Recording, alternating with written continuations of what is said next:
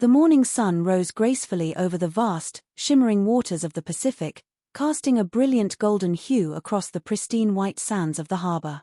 The lush tropical greenery of Fantasy Island rustled gently in the warm breeze, creating a serene and welcoming atmosphere for the new arrivals.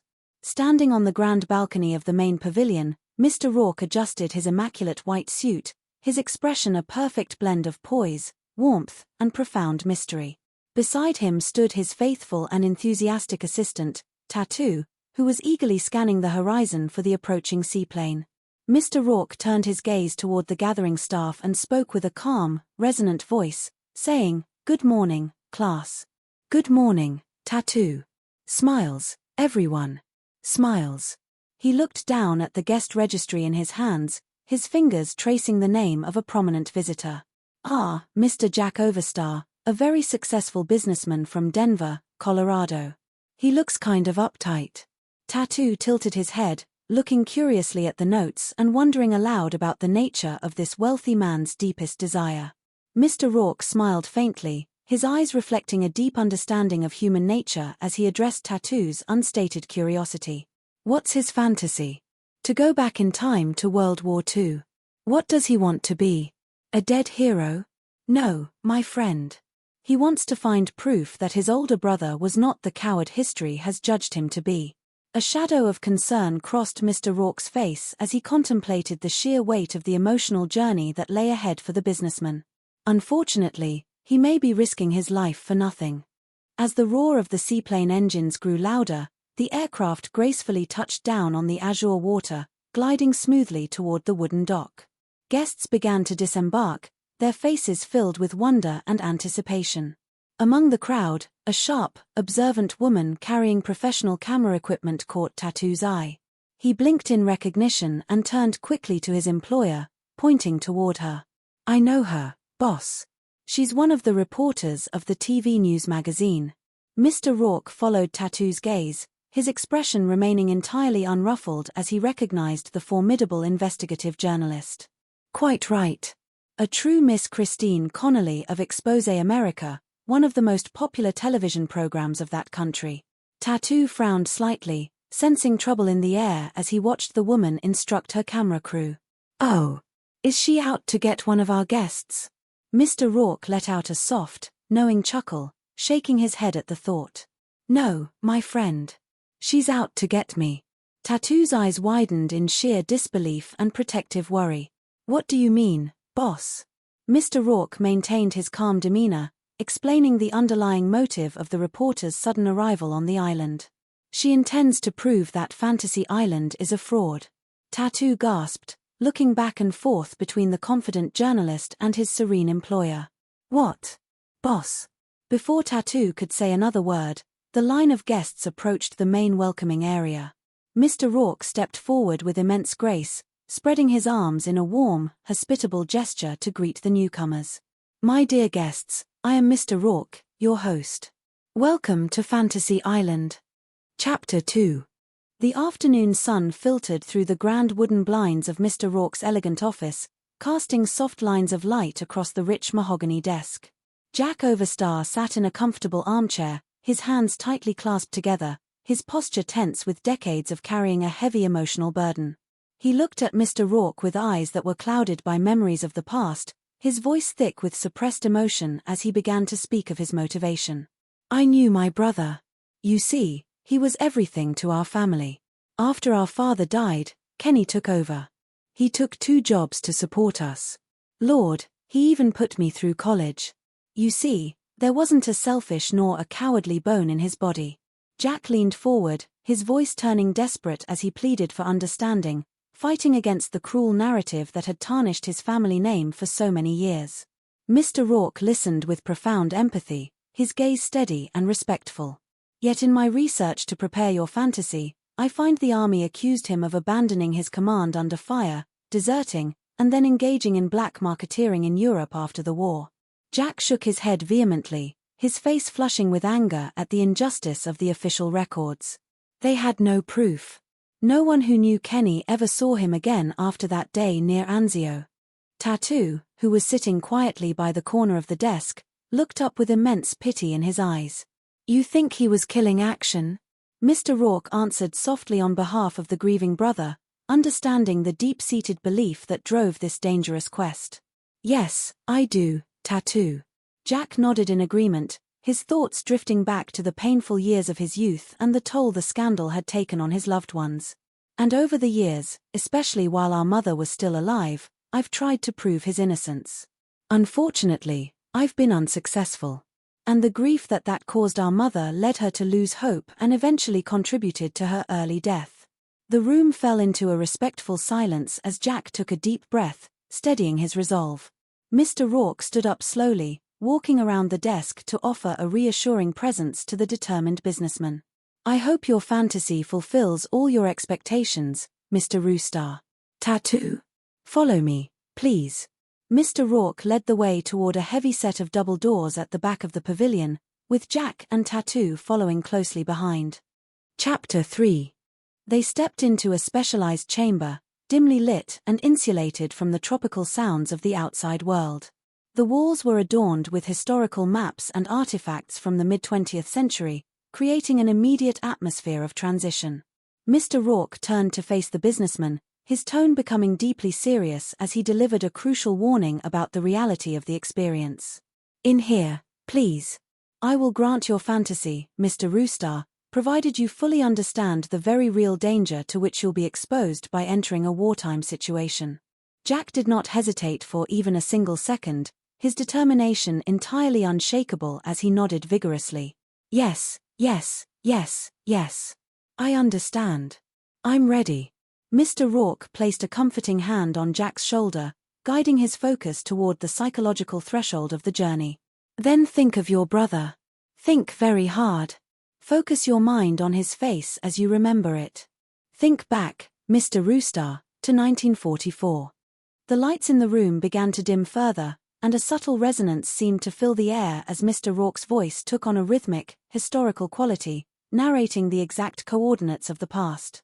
The Allied forces landed at Anzio and by February 20th were driving a wedge into the middle of the German line. However, there were small pockets of fierce resistance. Now, Mr. Roostar, now look at the photograph on the wall. Concentrate on it. Jack turned his eyes toward a vintage black and white photograph depicting a battered European street. Because it was here, in this small Italian village, that your brother was last seen alive. He will be here and I trust you will find the answers to all your questions. The scenery around Jack began to blur and shift, the smooth wooden floors transforming into rough cobblestones, and the warm island air turning into the chilly, smoke-filled atmosphere of a war-torn European village.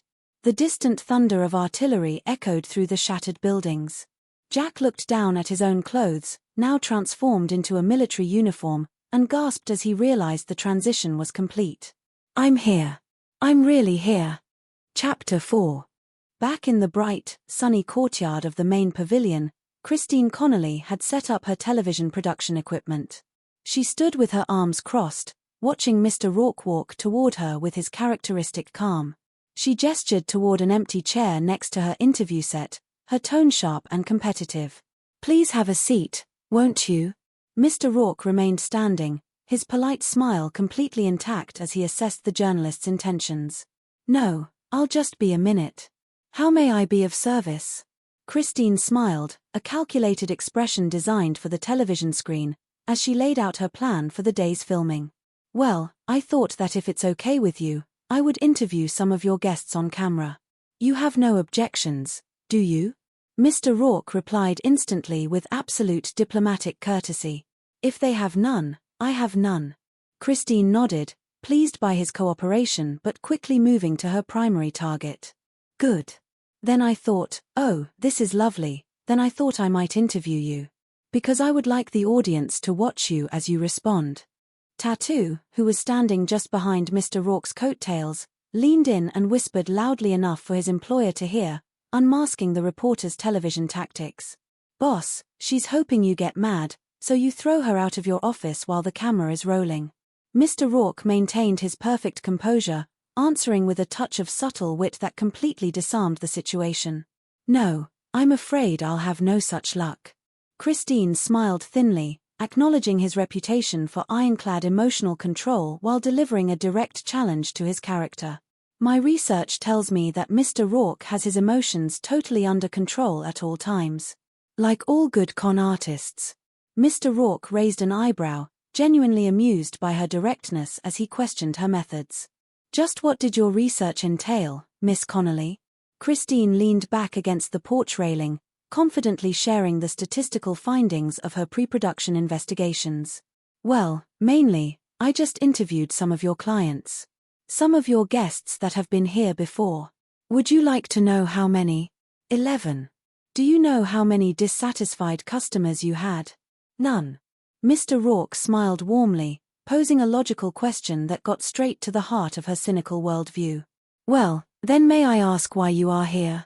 Christine's expression turned intensely serious as she revealed her deep-seated suspicion of anything that appeared too perfect. Well, because my experience tells me that there is no such thing as 11 satisfied customers. So I don't know what you did, whether you drugged them, whether you hypnotized them, or maybe even both. But I intend to find out. Thanks. Chapter 5. Down on the sun-drenched beach, a large athletic stage had been erected for the next segment of Exposé America's broadcast. A crowd of island residents and visitors had gathered around a massive weightlifting platform. Christine Connolly stood before a rolling camera, holding her microphone high as she introduced her next subject with professional enthusiasm. And now, ladies and gentlemen, from Venice, California, Mr. Truck Sheehy. Mr. Sheehy will be attempting to lift 570 pounds, a new world record. She then turned her gaze slightly toward Mr. Rourke, who was watching from the sidelines, and spoke directly into the lens to reveal her hidden television trap. Well, not knowing that this young man has been on our production staff at Exposé America, Mr. Rourke, owner-operator of the Fantasy Island, has promised to grant his fantasy to become the strongest man in the world. She walked over to a mild-mannered, slender young man named Jay, who was standing near the heavy barbells looking incredibly nervous. And Jay, could you tell us just how long you have been a production assistant on our staff? Jay cleared his throat, speaking into the microphone with an awkward smile. About 2 years, Christine. Christine pressed further, highlighting the apparent absurdity of the situation for her television audience. And you have never lifted weights before, is that right? I mean, no less entered a weightlifting contest, is that true? Jay shrugged his shoulders, looking down at his modest physique. I'm not exactly the type. Christine turned back to the main camera, wrapping up the introductory segment with a sharp cue. Now let's get back to the weightlifting competition and see what happens. Okay, cut. She looked at her camera operator, checking on the technical quality of the shot. Any problems? The operator nodded approvingly from behind the lens. Clean take all the way. Christine waved her hand, directing the crew toward the next setup. All right. Let's go out and set up in front of the stage, all right? She turned to Jay, offering a brief word of encouragement. And you, good luck. Jay nodded nervously, whispering back, thanks. The master of ceremonies stepped up to the microphone on the main stage, raising his hands to quiet the murmuring crowd. And now, I must ask you for absolute silence, please. Truck Sheehy stepped forward, his massive muscles glistening under the tropical sun. He gripped the heavy iron barbell, groaned with immense exertion, and lifted the massive weight above his head. The crowd erupted into loud cheers. Whoa! All right. The judges are indicating that Mr. Sheehy has succeeded in lifting 570 pounds for a new world record. The announcer waited for the applause to die down before introducing the final element of the competition. Only one contestant stands now between Mr. Sheehy and the championship. Ladies and gentlemen, here is that final contestant, a virtual unknown, from Chandler, Ohio, Mr. J. Michaels. Christine watched from the side, whispering excitedly to her floor manager about the impending television exposure. Ladies and gentlemen, you're about to see Fantasy Island exposed on Expo America. In this, his first and final attempt of the day, Mr. Michaels will try to break the world's record by lifting 5 pounds more than Mr. Sheehy. J. Michaels walked onto the stage, but instead of approaching the current weight, he suddenly pointed at the loaders and made a bold, unexpected demand that shocked everyone present. All right, let's make that 50. Let's go for the whole full hilt. The announcer's voice rose in pitch, reflecting the growing excitement of the crowd. £50 for a total of £620, ladies and gentlemen. I again must ask you for complete silence, please. Mr. Michaels. Jay stood before the massive barbell, looking suddenly overwhelmed by his own bravado. Mr. Rourke stepped forward quietly from the edge of the stage, holding out a small container of white powder with a calm, encouraging smile. Mr. Michaels, it is customary to chalk your hands first. Tattoo watched from below, whispering proudly to himself, that is boss. Jay looked at the container, took a deep breath, and rubbed the powder onto his palms. Thank you. Jay gripped the bar, closed his eyes, and with a sudden, inexplicable surge of absolute strength, he hoisted the 620-pound barbell completely above his head, holding it steady as the green light flashed. Wow! The announcer shouted into the microphone over the roaring crowd. The judges have confirmed it, ladies and gentlemen. Mr. J. Michaels has lifted